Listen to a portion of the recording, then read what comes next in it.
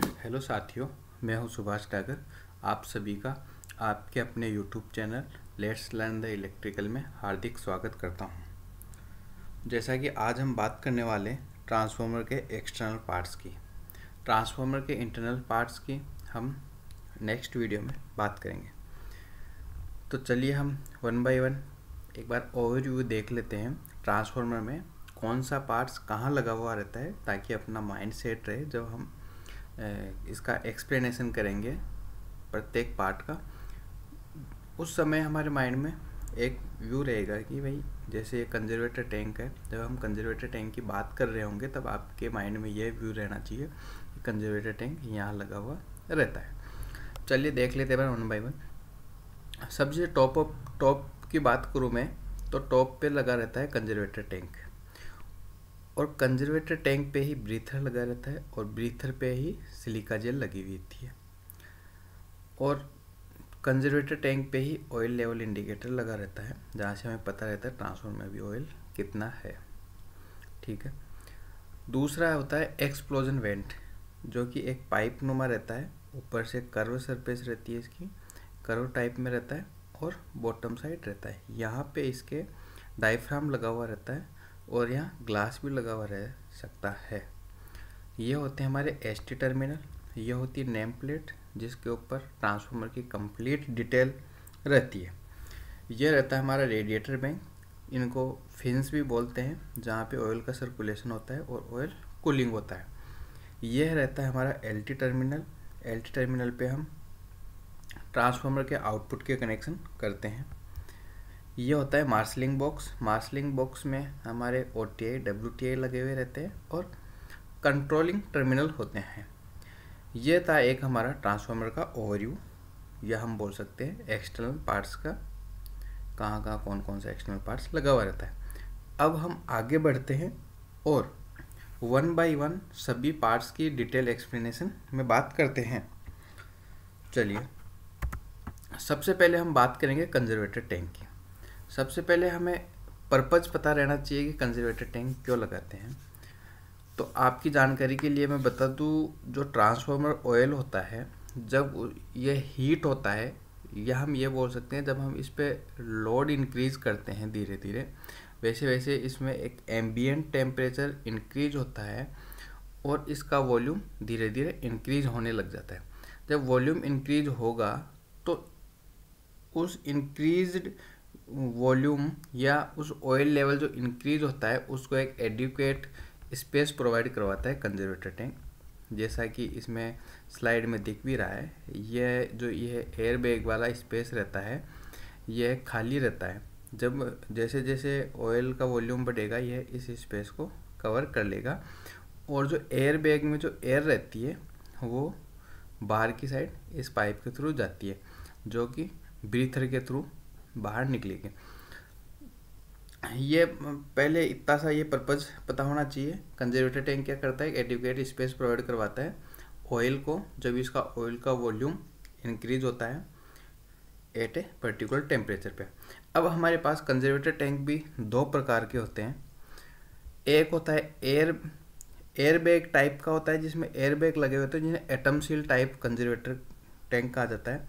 दूसरा होता है हमारा डायफ्राम टाइप कंजर्वेटर टैंक। जो एटम सील होता है उसमें एयर सेल होता है, या उसको हम बोल सकते हैं एयर बैग।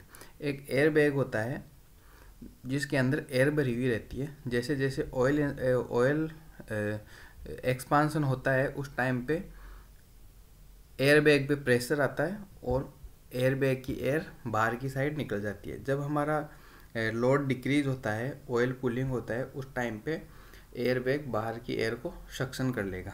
एयर बैग या डायफ्राम इसलिए लगाए जाते हैं ताकि एयर कंटामिनेंट ऑयल के साथ कांटेक्ट में नहीं आए और स्लज नहीं बन पाए। एयर बैग वाले जो कंजर्वेटर टैंक होते हैं पर्टिकुलरली हमें पावर ट्रांसफार्मर में देखने को मिलते हैं। डायफ्राम में क्या होता है, एक पतली डायफ्राम की लेयर लगी हुई होती है middle of the conservator tank. क्या होता है, जैसे जैसे इधर से अपना ऑयल का वॉल्यूम इंक्रीज होता है, ये प्रेशर से ऊपर उठता जाता है, और जब ऑयल लेवल डिक्रीज होगा तो वापस से नीचे आने लगता है। ये एक तरह से लेयर का काम करता है, ऑयल एंड एयर के बीच में एक लेयर टाइप में लगा होता है ताकि एयर डायरेक्ट ऑयल के कांटेक्ट में नहीं आए। डायफ्राम टाइप कंजर्वेटर टैंक हमें बेसिकली इसमें डिस्ट्रीब्यूशन ट्रांसफार्मर में देखने को मिलता है। चलिए, हम ये थी कंजर्वेटर टैंक की बात, और इसी के साथ लगा हुआ रहता है ब्रीथर। तो हम नेक्स्ट वीडियो में ब्रीथर की बात कर लेते हैं। यह है हमारा ब्रीथर। ब्रीथर ये है, इसको मैंने बोला था एक्सपांसन टैंक भी बोलते हैं। एक्सपांसन टैंक के यहाँ से ये लगा हुआ रहता है, जैसा कि ये बात किए थे हमने। ये कंजर्वेटर टैंक के साथ लगा हुआ है ब्रीथर। यहाँ पे भी ये बात की थी, जब ये सक्शन करेगा या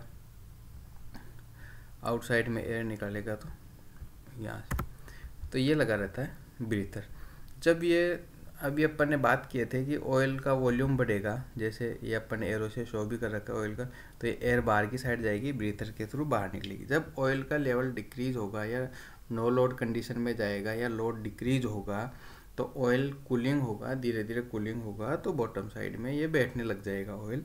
तो एयर को सक करेगा। एयर को सक करने के लिए हमें क्लीन एयर चाहिए हमें। उसमें न तो कोई डस्ट पार्टिकल होना चाहिए, ना ही कोई मॉइस्चर होना चाहिए।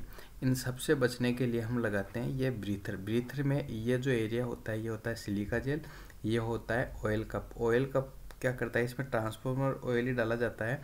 जो भी डस्ट पार्टिकल होता है उसको ऑयल की लेयर पे ये ऑयल एब्जॉर्ब कर लेगा, और जो भी मॉइस्चर कंटेन है वो सिलिका जेल एब्जॉर्ब कर लेगा, और अंदर जाएगी वो फ्रेश एयर जाएगी।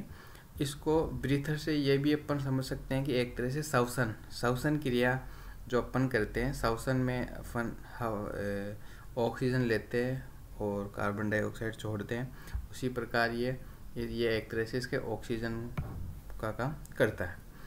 तो ये आ गई हमारे ब्रीथर की बात। जब अगर ये जो सिलिका जेल अगर ब्लू कलर की होगी, उस टाइम पे अपना जो सिलिका जेल है वो ओके कंडीशन में होगा। अगर पिंक कलर है इसका, तो यह ओके नहीं है, उस कंडीशन में एब्जॉर्ब कर चुका है, तो हमें इसको किसी ओवन में रख के इसको सुखा सकते हैं ताकि इसका कलर चेंज हो जाए और नया रिप्लेस कर सकते हैं। ये था हमारा ब्रीथर की बात। नेक्स्ट वीडियो हम बात करते हैं एक्सप्लोजन वेंट की। एक्सप्लोजन वेंट का हमने ये पाइप नुमा था, इसका बात किया ही था। ये रहा, ये एक्सप्लोजन वेंट ये होता है। इसमें क्या होता है कि जब भी सडनली कोई ट्रांसफार्मर में फॉल्ट आती है, तो फॉल्ट की कंडीशन में अचानक से इसमें गैस बनती है और उसका प्रेशर बढ़ जाता है। जब वो प्रेशर रिलीज़ करने के लिए हम एक्सप्लोजन वेंट लगाते हैं। इसमें एक डायफ्राम होता है, पतला डायफ्राम रहता है या कोई ग्लास रहता है, तो उस डायफ्राम के थ्रू वो बाहर निकल जाता है। अगर अपन एक्सप्लोजन वेंट नहीं लगाएंगे तो ये स्टील के इस टैंक को फट जाएगा और इस प्रकार से आग लगने का चांस रहता है।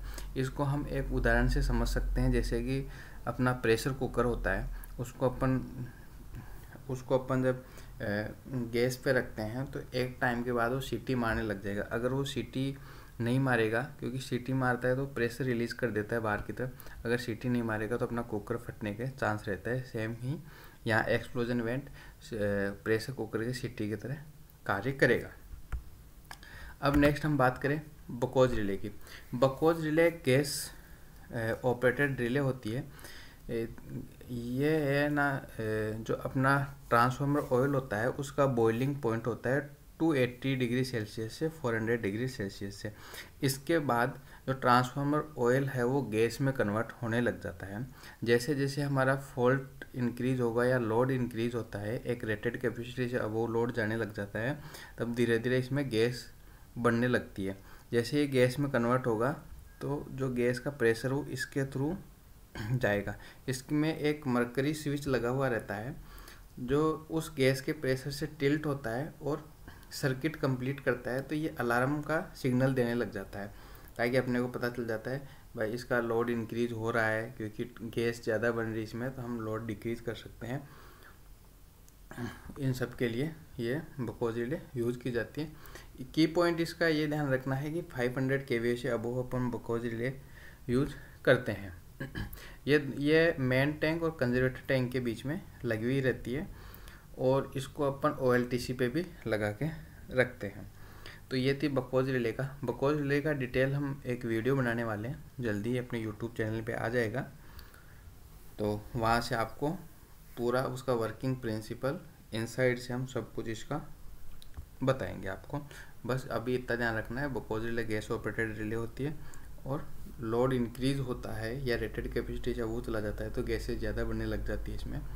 तो एक तरह से ये फॉल्ट इंडिकेट भी करता है, अलार्म भी देता है और फॉल्ट ट्रिपिंग भी देता है, प्रोटेक्शन भी प्रोवाइड करवाता है। अब बात करते हैं अपन मार्शलिंग बॉक्स की। मार्शलिंग बॉक्स में जैसा कि हमने देखे थे OTA WTA लगा होता है और कंट्रोल टर्मिनल्स होते हैं। ये हमारा तो होता है OTA, ये ऑयल टेम्परेचर इंडिकेटर होता है। ऑयल का टेम्परेचर हमें यहाँ से पता लगता है। ये होता है WTA means winding temperature indicator. ही है वाइंडिंग का टेम्परेचर हमें इंडिकेट करता है। ये होते हैं कंट्रोल टर्मिनल्स जो कि हमारे सर्किट ब्रेकर के साथ कनेक्ट करते हैं। यहाँ पे हमारे बकोज रिले का भी यहाँ कनेक्शन आ जाता है, OTA का भी रहता है, WTA का भी रहता है, सभी प्रोटेक्शंस इस साइड से होते हैं। ये होता है हमारा थर्मोस्टेट होता है जो कि इसके अंदर मॉइस्चर होता है उसको एब्जॉर्ब कर लेता है। ये हमारे ट्रांसफार्मर के एक्सटर्नल पार्ट्स थे। नेक्स्ट वीडियो में हम बात करेंगे ट्रांसफार्मर के इंटरनल पार्ट्स की, जैसा कि ट्रांसफार्मर की वाइंडिंग है, ट्रांसफार्मर ऑयल है, ट्रांसफार्मर ऑयल की प्रॉपर्टीज़ क्या क्या होती है, और साथ ही कोर की बात करेंगे। इन सभी के बारे में हम नेक्स्ट वीडियो में चर्चा करने वाले हैं। तब तक के लिए आप हमारे साथ बने रहिए। और अगर आप